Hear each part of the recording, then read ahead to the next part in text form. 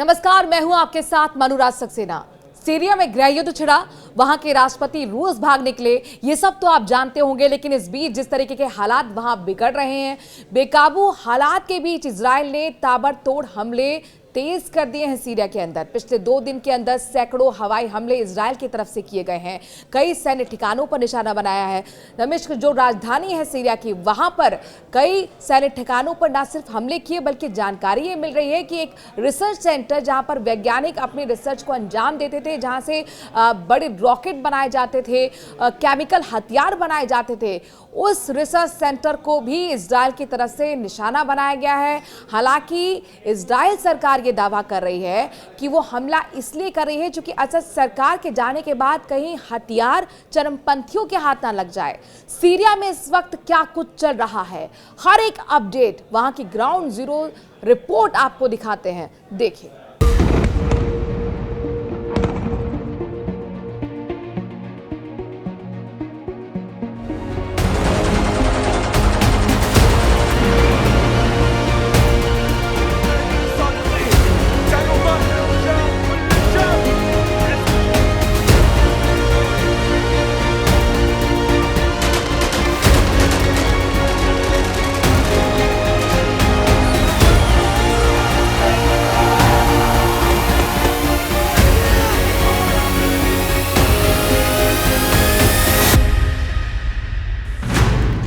Syria में super power का B-52 स्ट्रैटोफोर्टिस और मैकडॉनल्ड डगलस F-15 ईगल से हमला शुरू। सीरिया में इजराइल ने F-35 जंगी जेट से 100 अड्डे पर की बमबारी। सीरिया में तुर्की ने ड्रोन स्ट्राइक के 200 टारगेट किए लॉक। सीरिया में अर्दोआन को सबक सिखाने के लिए रूस का ऐलान। सीरिया में शुरू हो गया महाशक्तियों का युद्ध।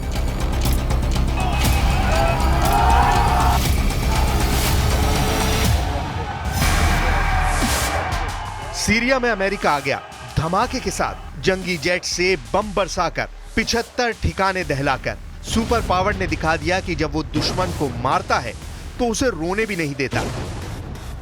अमेरिका तब तक मारता है जब तक दुश्मन का दम न उखड़ जाए। सुपर पावर ने सीरिया महायुद्ध का ट्रेलर दिखाया है, वो भी पुतिन को। बशर अल असद को पनाह देने वाले पुतिन कुछ करते उससे पहले अमेरिका ने सीरिया में एंट्री ले ली है। अमेरिका ने पहले ही साफ कर दिया था कि वो सीरिया पर नजर बनाए हुए हैं। कब और कैसे चोट पहुंचानी है, किसे मारकर पुतिन को मैसेज देना है, अब ये साफ हो गया है। अमेरिका का अटैक कितना जोरदार है, पहले इसकी डिटेल देखिए, फिर सुपर पावर के ऑपरेशन जुलानी की पूरी पिक्चर दिखाएंगे। अमेरिकी एयरफोर्स ने B-52 स्ट्रैटोफोर्टिस बम वर्षक, F-15E स्ट्राइक ईगल्स और A-10 थंडरबोल्ट 2 से सीरिया के वॉर जोन में बारूदी तहलका मचाया है। अमेरिकी सेंट्रल कमांड ने ऐलान किया है कि विद्रोही लड़ाकों के 75 अड्डों पर 140 बम बरसाए गए हैं। पेंटागन के मुताबिक सभी हमले सटीक और अचूक थे। अमेरिका के दुश्मनों को भारी नुकसान पहुंचा है, जिसके साथ ही सुपर पावर का सीरिया में ऑपरेशन रिलॉन्च हो गया है। अमेरिका ने अपने ऑपरेशन इनहेरेंट रिजॉल्व की नई सीरीज में कुर्द नेतृत्व वाली सीरियन डेमोक्रेटिक फोर्सेस को भी साथ में जोड़ रखा है। कुर्द फाइटर्स की बशर से कट्टर दुश्मनी है। ये कुर्द फाइटर सीरिया में तख्ता पलट करने वाले कमांडर जुलानी और तुर्की के राष्ट्रपति अर्दोआन से भी युद्ध कर रहे हैं। वहीं सीरिया में अमेरिका के टारगेट पर ISIS के लड़ाके हैं। अमेरिका ने धमकी दी है कि सीरिया में कमांडर जुलानी ने गलती से भी टेरर ग्रुप के साथ हाथ मिलाया तो सर्वनाश तय है। It's also a moment of risk and uncertainty. As we all turn to the question of what comes next, the United States will work with our partners and the stakeholders in Syria to help them seize an opportunity.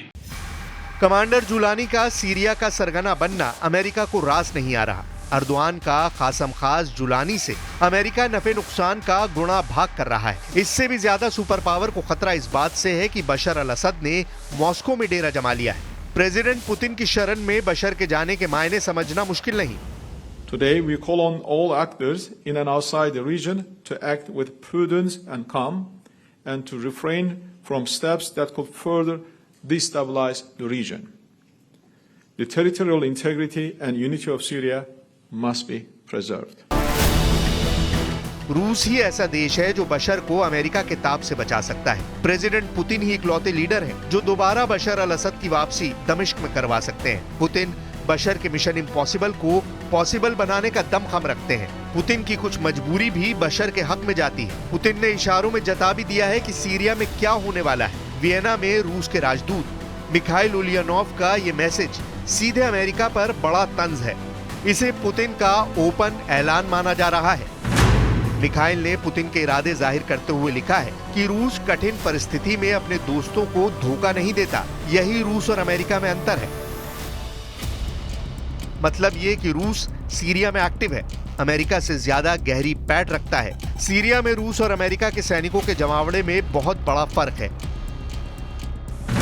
Syria में America के करीब 900 सैनिक हैं। America Syria में ज्यादातर बमबारी खाड़ी देशों में मौजूद सैन्य अड्डों से अंजाम देता है। दूसरी तरफ रूस ने सीरिया में नेवल और एयर बेस बना रखे हैं, वो भी 2017 को हुए समझौते के बाद 49 साल आगे के लिए। साल 2015 में बनाए गए खमैमी में एयर बेस पर रूस के सुखोई Su-25 और सुखोई Su-34 टोही विमान IL-20M के साथ साथ T-90 टैंक, BTR-82 वाहन, तोपखाने, मिल Mi-24, Mi-28, Ka-52 गनशिप और मिल Mi-8 हेलीकॉप्टर की तैनाती है। फरवरी 2016 से टुपोलेव Tu-214R को भी यहाँ तैनात किया गया है। 2021 में पुतिन ने एयरबेस पर Tu-22M3 बैकफायर लंबी दूरी के बम वर्षक और Su-35 लड़ाकू विमानों को भी तैनात कर रखा है।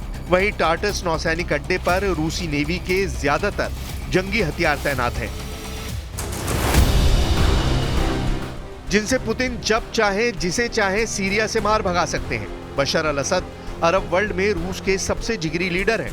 मॉस्को तक उनकी सुरक्षित विदाई भी पुतिन की वजह से ही मुमकिन हुई है। बशर के परिवार को खरोच आए बिना पुतिन ने जिंदा बचाकर एर्दोआन के प्लान को तो फ्लॉप कर दिया है, लेकिन पुतिन का मिशन सीरिया अब भी अधूरा है। प्रेसिडेंट पुतिन को सीरिया में अमेरिका की मौजूदगी ही नागवार गुजरती है। पुतिन असद की वापसी का क्या प्लान बना रहे हैं? कैसे अमेरिका का सेकंड टाइम सीरिया में सरेंडर मुमकिन है? ये जानने से पहले बशर अल असद के उस स्लॉटर हाउस के भीतर चलिए जो सैदनाया जेल के नाम से कुख्यात है। कमांडर जुलानी के लड़ाके जिस जेल का गेट खोल रहे हैं, इसे सीरिया का नर्कलोक कहते हैं। इस जेल में सीक्रेट बंकर है, टॉर्चर सेल है, फांसी घर है। सीरिया की सैदनाया जेल की एक एक कोठरी खूनी नरसंहार की गवाह है। धरती के नीचे 3 तल्ले में फैली इस सुरंगनुमा जेल से जुड़े दिल दहलाने वाले किस्से हैं। कमांडर जुलानी के कट्टर लड़ाके इस जेल को बशर अल असद का बूचड़खाना भी कहते हैं। साल 1979 में बनाई गई ये जेल 24 आते आते बंद कर दी गई। अब इस जेल के कुछ सेल के गेट खुल नहीं रहे हैं। सीक्रेट कोर्ट से लॉक इस जेल से बशर अल असद गुप्त ऑपरेशन की प्लानिंग कर सकते हैं। एमनेस्टी की रिपोर्ट में बताया गया है कि सैदनाया जेल में 2 हिरासत केंद्र थे। एक लाल इमारत जिसमें विद्रोह शुरू होने के बाद नागरिकों को रखा गया, वहीं सफेद इमारत में कार्यालय है और विरोध करने वाले सैनिकों को रखा गया। एमनेस्टी की रिपोर्ट में अनुमान लगाया गया है कि सितंबर 2011 से दिसंबर 2015 के बीच सैदनाया जेल में 5000 से 13000 लोगों को फांसी दी गई।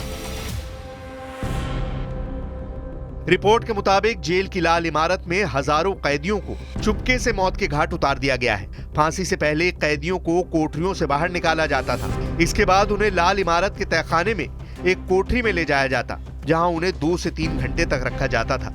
इस दौरान कैदियों को बुरी तरह पीटा जाता था। आधी रात को उनकी आंखों पर पट्टी बांधकर डिलीवरी ट्रकों से सफेद इमारत में ले जाकर फांसी दी जाती थी। एमनेस्टी रिपोर्ट बताती है कि ऐसा हफ्ते में 1 या 2 बार होता था। बंदियों की ग्रुप फांसी में हर बार 20 से 50 लोग होते थे। फांसी देने से कुछ मिनट पहले उन्हें मौत की सजा के बारे में बताया जाता था। उन्हें ये भी नहीं बताया जाता था कि फांसी कब होगी। गले में फंदा डाले जाने तक उन्हें ये तक नहीं पता होता था कि उनकी मौत किस तरह से होगी। फांसी दिए जाने के बाद एक ट्रक में भरकर उन्हें ले जाकर सामूहिक कब्रों में दफना दिया जाता था।